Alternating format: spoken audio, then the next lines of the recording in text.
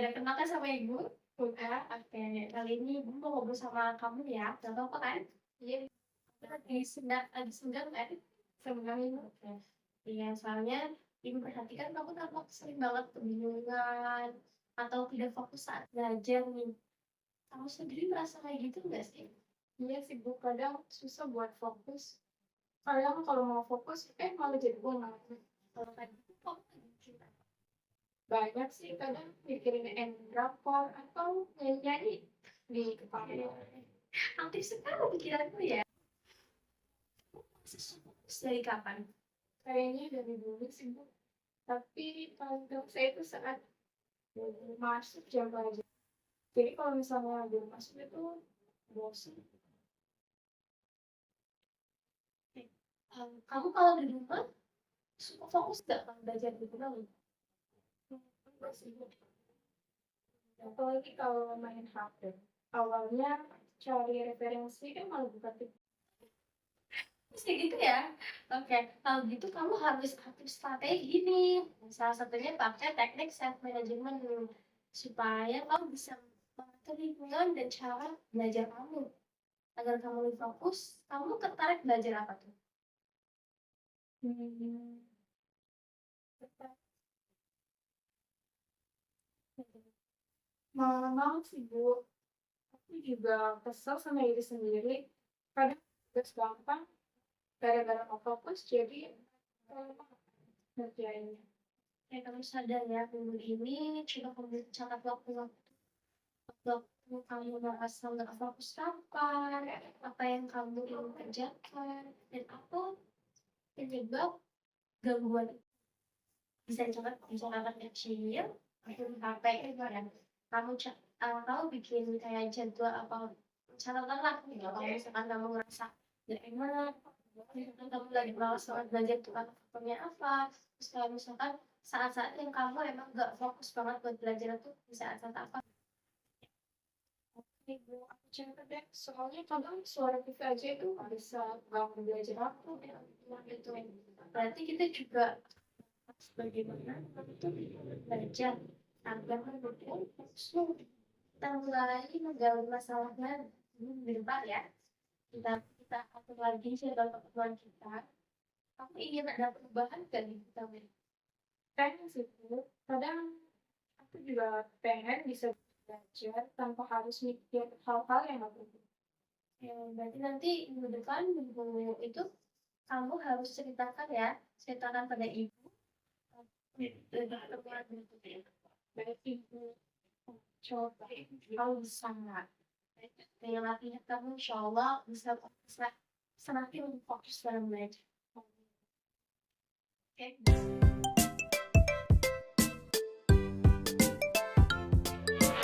Selamat siang. Apa ya ganggu hari ini? Ya, apa kan? Gimana kabarnya hari ini? Alhamdulillah baik. Cuma ngantuk aja sih Bu dikit. Ngantuk karena kurang tidur atau karena capek belajar nih? Kurang tidur Bu, soalnya semalam baru selesai nonton jam 1. Cukup malam ya. Jadi tugas-tugas sekolahnya dikerjakan sebelumnya atau bagaimana?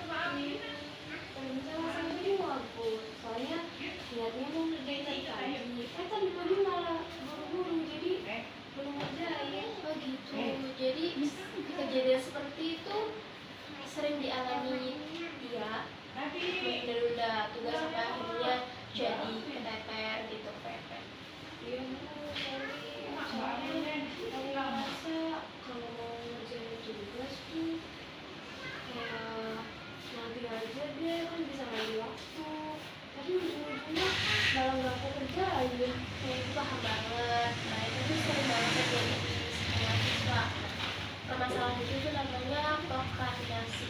Jadi prokrastinasi itu adalah suatu hal yang menunda pelajaran ya, karena sesuatu yang menurut kamu distract dengan hal lain. Menurut kamu kenapa kamu suka menunda?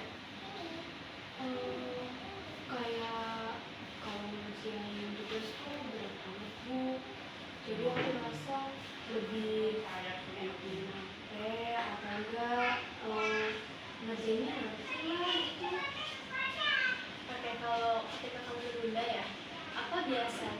kamu lakukan sebagai pengganti tugas? Pastinya sih main HP Bu, nonton, terus scroll sosmed. Itu seru banget pasti. Degil Bu. Oh, Kan iya. mager kan sama Ya, teman-teman. pasti bener banget, itu lupa banget ya rasanya. Itu rasanya jadi lebih enak aja daripada bikin tugas. Waktu kamu sedang nonton atau main HP nih ya, kamu merasa bersalah nggak karena belum ngerjain tugas? Iya seru. Tapi aku ada yang gitu aja. Soalnya aku mikirnya kan bisa nanti. Tapi ujung-ujungnya malah nyesel gara-gara nggak pernah aku kerjain. Kayak jadi sebetulnya kamu tuh sadar ya, kamu sadar bahwa kebiasaan itu tuh salah gitu ya. Iya Bu, sadar. Tapi susah banget kalau buat mulai dari awal. Tapi itu nggak usah sakit hati, itu bisa dilatih loh. Ibu ingin kamu tuh mengelola waktu dengan baik, bisa manajemen waktu dengan baik, dan tugas juga lebih baik, lebih bisa menyelesaikan tugas dengan baik. Nah itu caranya tuh bisa pakai teknik self management. Pernah dengar nggak sih? Belum Bu. Oke, self management itu cara kita mengatur diri supaya kita bisa mencapai tujuan.